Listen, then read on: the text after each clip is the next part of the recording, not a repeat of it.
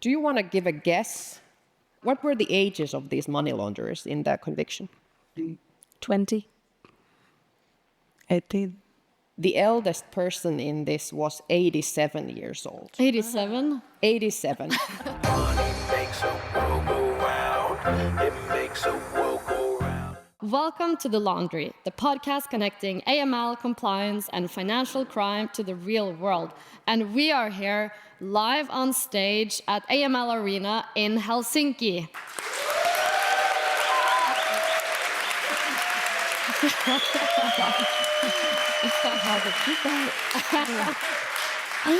And what a day it has been. We've had law enforcement, regulators, fintechs, big banks, everyone in the same room, all wrestling with the same question. In a world moving faster than the rule book, how do you stay ahead of financial crime? So rather than letting that knowledge walk out the door, we've grabbed 3 of today's speakers and put them up in a roundup session. So I'm your host, Marit, CEO at Strise, and in this episode, we will be asking, what is the AML industry wrestling with right now? We'll be discussing what we want from the regulators, the threats currently keeping our panelists up at night, and the audience will decide if they want to hear more from the regulators. I'm here with 3 panelists, Aisling Twomey, Head of Financial Crime, Business Banking, EU Sanctions and U16s at Monzo, Ina Johanson, Head of AML and Sanctions at SEB, and Sara Helin, Country Responsible for Fraud Intelligence at Nordea. Welcome to The Laundry, everyone. Thank you. Thank you. All right, we started today by talking a lot about regulations and hearing from the regulators. So if you could put in a formal request, and it would be granted, what is the one thing you would ask from the regulators? Maybe you want to start. Yeah. Tear down the barriers that prevent information sharing. And specifically, would you just throw GDPR out the window? No, probably not. But we need something, because I think, and we kind of are different between the Nordic countries even. So in Finland, we have this difficulty that if we identify a mule account, we cannot share it with all the banks at the same time because of interpretation of the different laws. So definitely that would be my number one request to the regulators, that make it possible for us to share. Have you ever found yourself screaming at a GDPR lawyer? In the middle of the night. Okay, Yes. in the middle of the night. Okay. Ina, what would you, you spoke a lot about, you're a global bank as well, and you spoke a lot about doing gap analysis and just getting stuck in that. What is the thing you would like to get, your wish to the regulator? Yeah, my wish would be that please harmonize the regulatory requirements across Europe, at least. It's really, really tricky to both be an international bank, but it's also tricky for our clients trying to use banks in all countries. And you were also, what will your request be? I think, again, very speaking personally rather than, for my organization, I have always benefited most from those case studies on the margins. I feel like a lot of us have the basics down, and I would love to get a regulator's view more frequently about what are the things on the outside edges and how other people are doing them, because I don't know, I don't get to see, but they do. Yeah, more information sharing back. I think a lot of people in the industry would also like that. I think personally, I would love to see an exciting presentation about AMLA for once. Like, bring me the energy. Like, I don't know, bring the AMLA show. So, but are you guys counting down to AMLA with dread or with joy? Neither. Neither. We have to give things a little bit of time to happen. I think it's got good intentions. Lots of things have good intentions, though. The proof is on the sheet, so I would say neither. I need to be convinced one way or the other. AMLA? No, I think it's great, but they are probably terrified because I think this Texas exercise has also shown that, harmonization is not easy. Yeah. There's a lot of interpretation, and they have now taken the approach that they want to harmonize, which is fantastic, but it's not easy. Yeah, and which is probably the most difficult in this is the wait. Yeah. It takes time, and everybody's waiting, and then kind of what are the results? That remains to be seen. And are you guys expecting a direct supervision from AMLA, or what's the temperature inside your various institutions?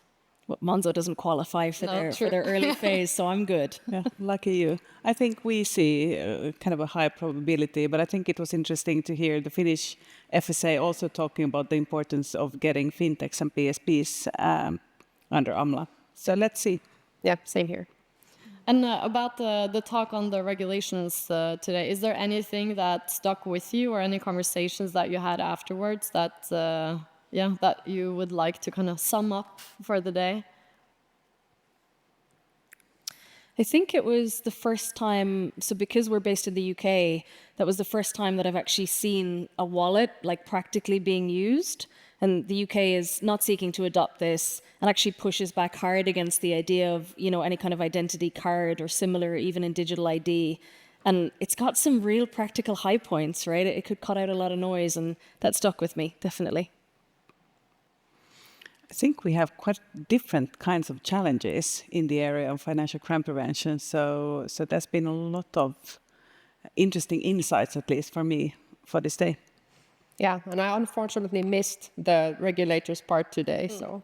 Any regulations what's the regulation that keeps you like the most up at night? The one that you're like, this is really hard to comply with, or that, this is an area where, it's tricky for us to meet the standards. For me personally, definitely the information sharing part, that we sit on a pile of data that we are constrained to share. That is like really, really frustrating. And we see, coming from fraud area, that we see the same threat actors like running around in all the banks in Finland. And it's like your hands are tied so often. And of course, you can share the information with the police, for example, when they ask for it. So there's a lot of like really frustrating things. Yep. And working in an international environment with companies doing a lot of export, then of course sanctions is a very relevant risk, and sanctions circumvention. And just to quote a good colleague of mine, and she's responsible for sanctions advisory in our bank, she says that business is about saying yes to opportunities, but sanctions risk management is really to know when no is the best and most profitable answer. So it is not black and white. It's really tricky to work and navigate in the environment. Yeah, and sanctions was another major theme today, especially the EU versus US divergence, in a sense. And also, it was a quote by Siri Grabbi, who works with sanctions, was banks don't like us because we prevent them from making money, because you effectively shut down a lot of things. But for a bank like SEB, you have you operate across so many borders, and how do you make these decisions when there's EU policy pointing in one direction, US policy in another, maybe have some internal, business realities pointing in the third direction? How do you navigate these things? Yeah, I think this is something we assess every day and every week. So we have built governance around this, around the decision making. We definitely are very restrictive for whom we kind of allow to make transactions where we see heightened sanction risks. We do assess transactions, or kind of on transaction basis do risk assessment from a sanctions perspective. And I think we have a very limited risk appetite, and it's not always that it goes together with our clients' risk appetite. So then we just simply say no. So we actually say no quite a lot, and it's for a very, very limited amount of clients for whom we would allow to do any transactions with heightened sanction risk. And then we would also have high expectations on the clients to have their controls in place. Do you bash head a lot with the business side? Yeah. Sorry, do you? No, I mean, like the business side is like, no, we can do this. It's not that high risk, and trying to convince you to be like, let's take on this risk. Sometimes I think there are sometimes these kind of situations, but I think everybody understands. Also, our clients are very responsible in this area, so I think it's a good dialogue, but it's not easy, and it's also about saying no. Sometimes is a better answer, better kind of Do you touch a lot upon sanctions in your daily work at Monzo? Yeah, so because we've started to get bigger, started to cross borders now, when I first started at the bank, we wouldn't have seen a lot of sanctions exposure. It was pre-2022. It was probably the quietest part of financial crime for a few years there. But now, of course, it's kind of an ever-changing scope. So we've got a UK bank. We've obviously got EU sanctions for our cross-border activity. We've also got a small presence in the US. So we do hit this kind of boundary of what do I do, for whom, and when? And those conversations can be really difficult because for us, almost all of them are novel. It's almost always going to be the first time they've happened. So our viewpoint on it is probably quite different and the complexity is quite different. But for me, it's the education that needs to go into this small bank that didn't envision, it would be dealing with big questions like these. Definitely really tricky, yeah. Also And- remember sorry, go ahead. No, as you said, it's about building awareness. And I think sanction circumvention especially, it's extremely difficult and tricky. So it's about building awareness, not only within the bank, but also among our clients. Yeah. So we're going to ask a question to the audience now. So everyone, be ready with your hands. Take them up. And I am going to ask a question. And if you agree, you need to clap. So understood? Hands up and clap if you agree. So we talked about regulations. So if you want to hear more from the regulator, clap now. Okay. And if you want to hear less from the regulator, do clap now. Okay, actually more from the regulators. Everyone's agreed with that. We talked about regulation, but now look at risks and threats, because there was several talks today about new modes, new things that you need to be aware of. The list is just so long that you almost get dizzy when you start thinking about it. But to each of you, which is the new threat that is keeping you up at night or taking the most amount of headspace? Yeah, I don't think it's new, but certainly watching criminals become super organized and super networked definitely keeps me up nights.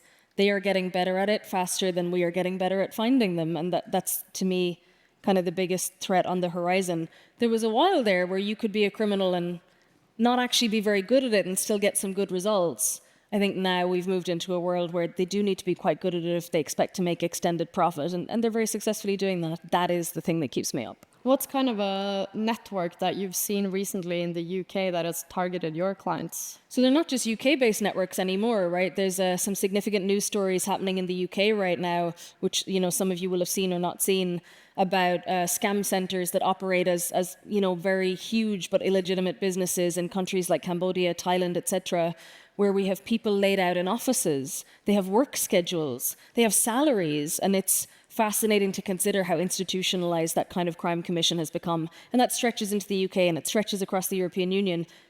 They're not networks that are down the road from us anymore. It's definitely a lot more complex now. What kind of new threats are keeping you up at night? Of course, the geopolitical situation that changes every day, that's definitely a thing that keeps me up awake in the nights. But I would also say that banks are expected to be more and more real time. And then at the same time, we're also expected to take a lot of cost of fraud, for example. So I think that is a threat that we have. Anything new? Also an opportunity, of course. Yeah, anything new within, you guys are a considerable business bank. Anything in the business banking division that you've seen lately, like a new kind of threat that you are aware of? I think for us, the threat is mostly in the geopolitical situation. So it's more coming from the sanctions environment, evolving all the time, every day. Yeah, and for me, it's everything that's keeping me up at night, but something that I have been wondering a lot lately is that a couple of weeks back I read a news article, and it was about a conviction of money laundering in fraud schemes, and there were 4 persons getting sentenced. And do you want to give a guess how old was one of the money launderers? Or what were the ages of these money launderers in the conviction? 20. 18. The eldest person in this was 87 years old. 87? 87. And two other ladies were 74 and 75 years old. And the fourth person was 56-year-old. That's And hustle. these were, of course, love scam victims, all four.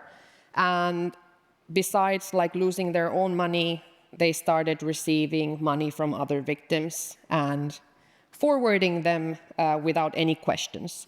And in one of these, in one of these persons, this 56-year-old woman, she received money from 11 other victims and received money, for example, in a stuffed teddy bear. So there was money put inside a teddy bear, and then she received the teddy bear, took the money, and ran with the money to a crypto ATM and put it in there. And it was like 200,000 euros that she laundered. And this is like what is keeping me up at night, which is kind of connected to these scam compounds in Southeast Asia. And according to Interpol, this has also spread outside. So it's not in the area anymore. It's South America, even in Europe. There has been like findings that there's these kind of scam compounds, and people are trafficked and forced to do these scams. And it's investment scams and love scams. So that is like the really, really hard reality that our grandmothers can be like convicted of money laundering without realizing at all what they've been doing. And that's like scary to me. Yeah, it's heartbreaking as well. It was also a case in Norway where a victim of fraud, like investment fraud, I believe, and then also became the money mule and the money launderer. So not only did he lose his life saving, but he also received quite a exactly, and they're sentence. also often liable of kind of reimbursing the other victims. So that's kind of what it does to your finances, and it ruins your rest of your life. You mentioned as well that before maybe 2022, it was a quiet time maybe, or the most quiet time to work in financial crime prevention. Just for sanctions. Yeah, just for sanctions. Okay, but do you think now is the hardest time it's ever been to work in compliance and financial crime? That's actually a really difficult question. I think in terms of the scale of crime and the sophistication of it, and the really sad cases that can emerge from it, like your big romance fraud, your investment scams, I find those very difficult just on a sort of personal, emotional level. But 10 years ago or 12 years ago, I think the problems were a little bit different. We were almost trying to convince people that this could happen, that these crimes, would be the crimes of the future. I think now people believe that and are, very actively getting involved in prevention. So I think it just depends on the perspective that you take. I think the emotional labor of it is harder now. How about you? Do you feel it's become harder and harder over the years, or? I think there is a lot of complexity, and I think the requirements are stricter and stricter from the regulators' perspective on us banks. Now we see also that the other obliged entities will get more requirements. But I think it's hard, but we also see new opportunities with AI and technology. So there's a huge amount of data and what we can do actually with data, and that we saw also in today's presentations, that data analytics can be used to actually see where we have real risks.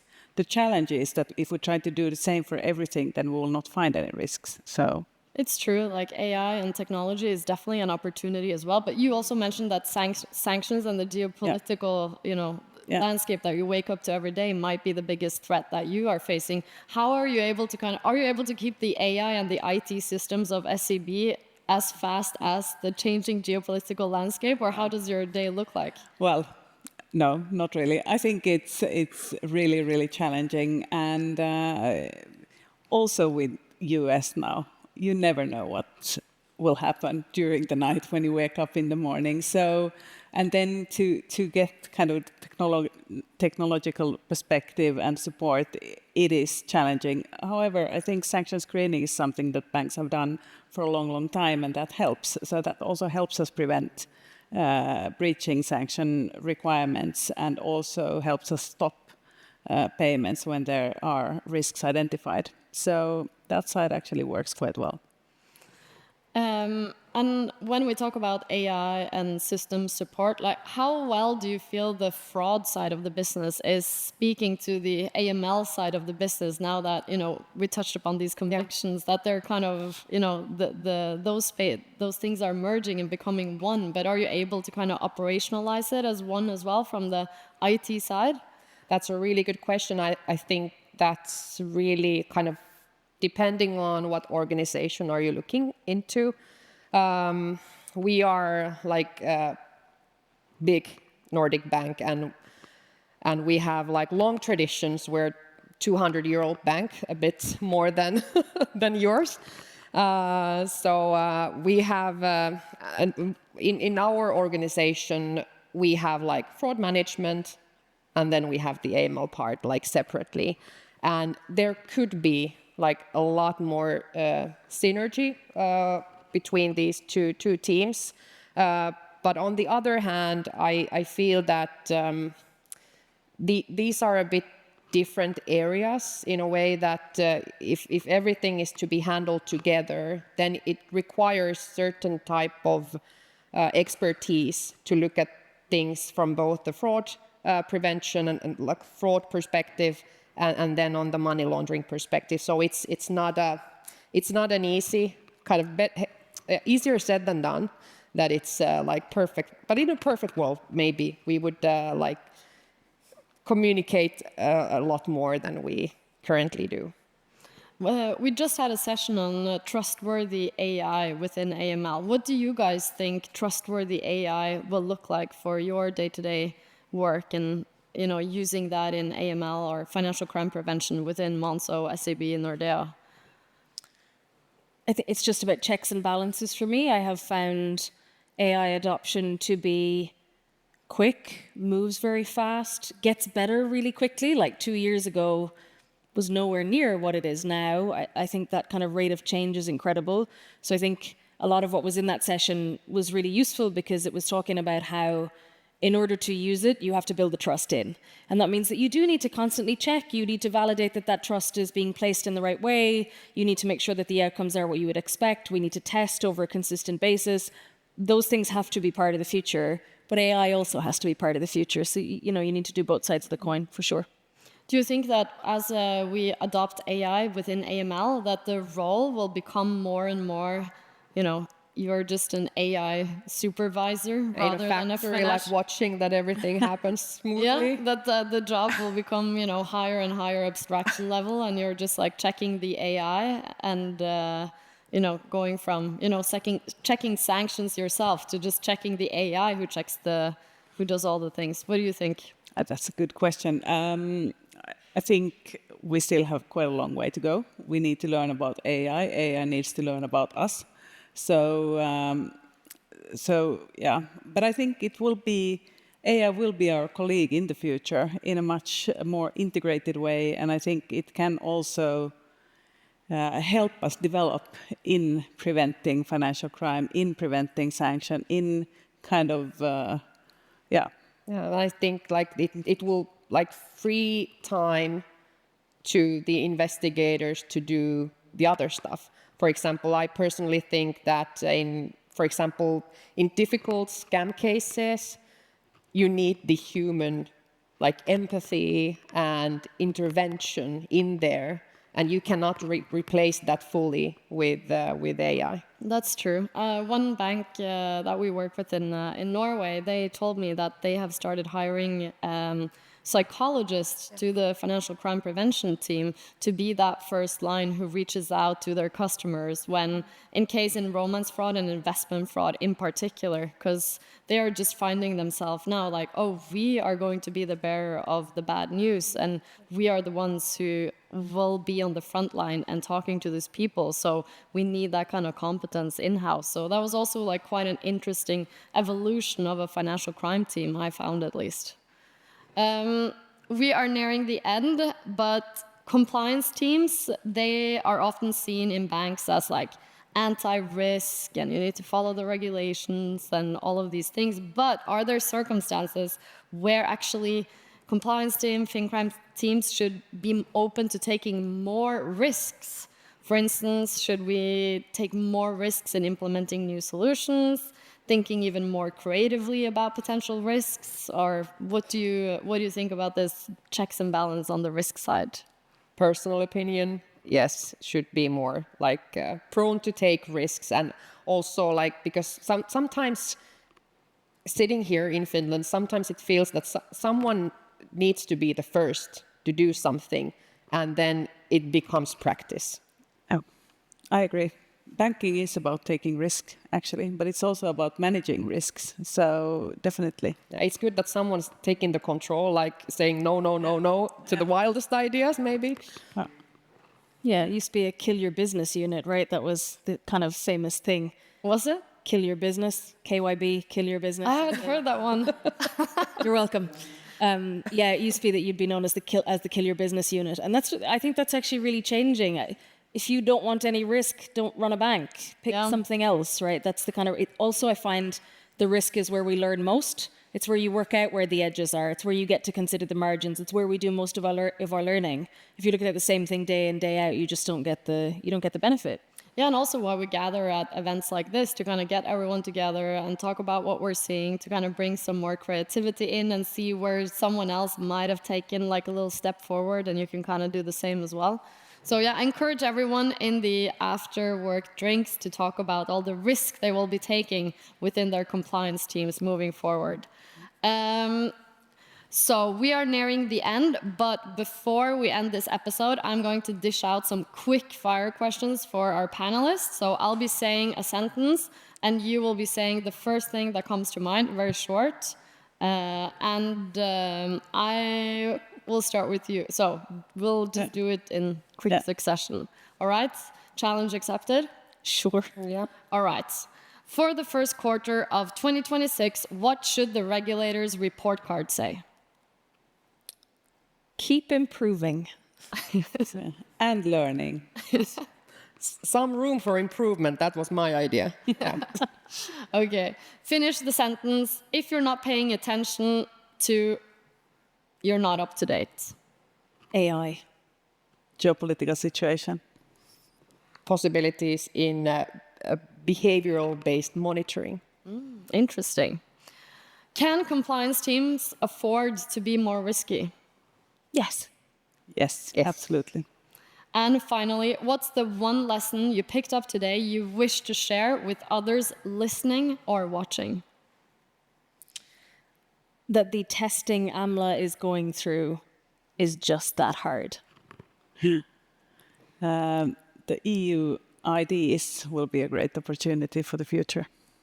And one sentence that I picked up is that we're all in this together. And that's true as well. Yeah, that's comforting. And if we just could share data with each other, it would be even better. But that brings this spin of the laundry to an end. Give our guests a round of applause.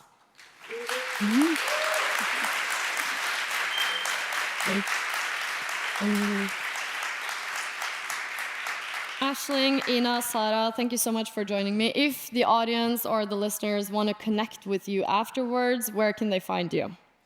I live on LinkedIn. Yeah, me too. Depressing. LinkedIn is the place. Don't forget TikTok. And yeah, no TikTok.